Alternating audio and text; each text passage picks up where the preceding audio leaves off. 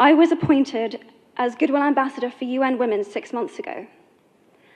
And the more I've spoken about feminism, the more I have realized that fighting for women's rights has too often become synonymous with man-hating. If there is one thing I know for certain, it is that this has to stop. For the record, feminism, by definition, is the belief that men and women should have equal rights and opportunities. It is the theory of the political, economic, and social equality of the sexes. I started questioning gender-based assumptions a long time ago. When I was 8, I was confused being called bossy because I wanted to direct the plays that we would put on for our parents, but the boys were not. When at 14, I started to be sexualized by certain elements of the media.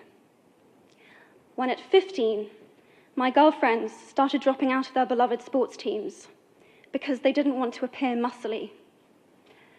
When at 18, my male friends were unable to express their feelings. I decided that I was a feminist, and this seemed uncomplicated to me. But my recent research has shown me that feminism has become an unpopular word.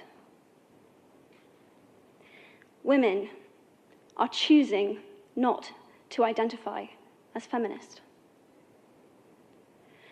Apparently, I am among the ranks of women whose expressions are seen as too strong, too aggressive, isolating, and anti-men, unattractive even.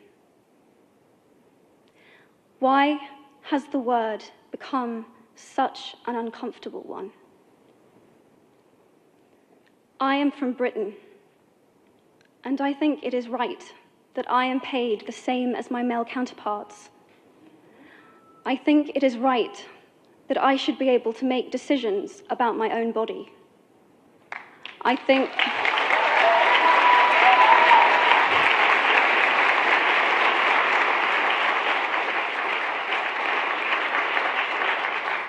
it is right that women be involved on my behalf in the policies and the decisions that will affect my life. I think it is right that socially I am afforded the same respect as men. But sadly, I can say that there is no one country in the world where all women can expect to receive these rights. No country in the world can yet say that they have achieved gender equality. These rights I consider to be human rights, but I am one of the lucky ones. My life is a sheer privilege because my parents didn't love me less because I was born a daughter. My school did not limit me because I was a girl. My mentors didn't assume that I would go less far because I might give birth to a child one day. These influences were the gender equality ambassadors that made me who I am today.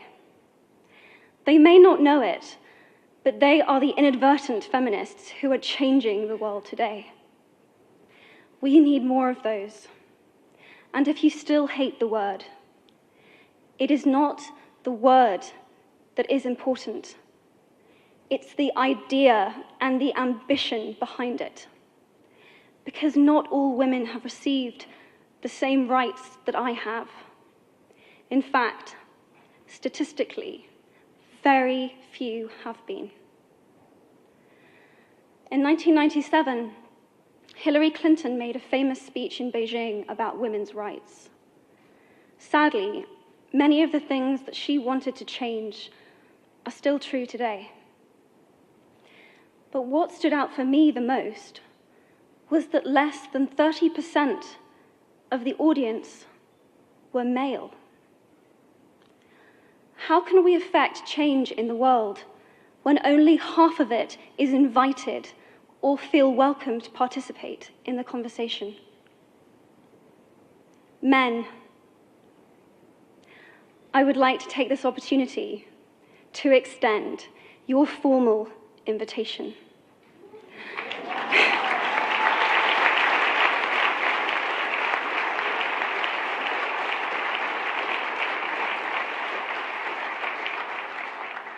Gender equality is your issue too.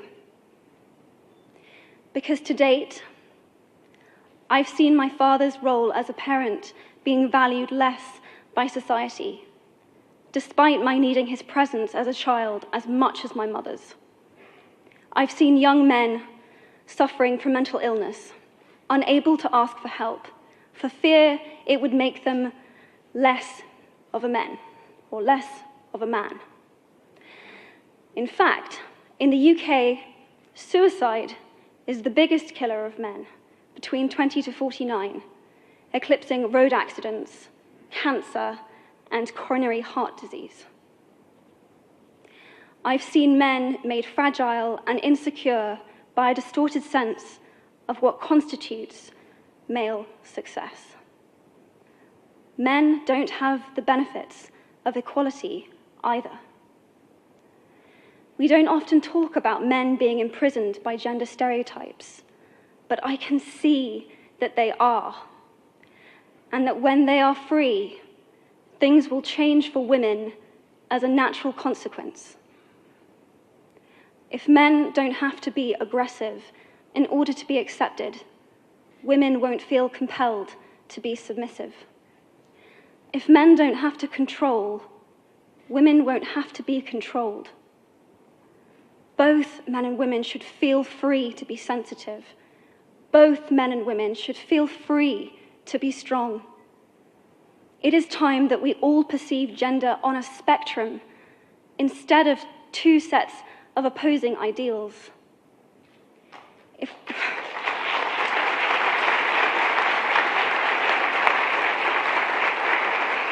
If we stop defining each other by what we are not and start defining ourselves by who we are, we can all be freer. And this is what he, she is about. It's about freedom. I want men to take up this mantle so that their daughters, sisters, and mothers can be free from prejudice, but also so that their sons have permission to be vulnerable and human too. Reclaim those parts of themselves they abandoned, and in doing so, be a more true and complete version of themselves. You might be thinking, who is this Harry Potter girl? And what is she doing speaking at the UN? And it's a really good question. I've been asking myself the same thing. All I know is that I care about this problem, and I want to make it better. And having seen what I've seen, and given the chance, I feel it is my responsibility to say something. Statesman Edmund Burke said, "All that is needed for the forces of evil to triumph is for good men and women to do nothing." In my nervousness for this speech, and in my moments of doubt, I've told myself firmly, if not me, who? If not now, when? If you have similar doubts when opportunities are presented to you, I hope that those words will be helpful. Because the reality is that if we do nothing, it will take 75 years, or for me to be nearly 100, before women can expect to be paid the same as men for the same work. 15.5 million girls will be married in the next 16 years as children. And at current rates, it won't be until 2086 before all rural African girls can have a secondary education. If you believe in equality, you might be one of those inadvertent feminists that I spoke of earlier. And for this, I applaud you. We are struggling for a uniting word, but the good news is that we have a uniting movement. It is called He for She. I am inviting you to step forward, to be seen, and to ask yourself, if not me, who? If not now, when? Thank you very, very much.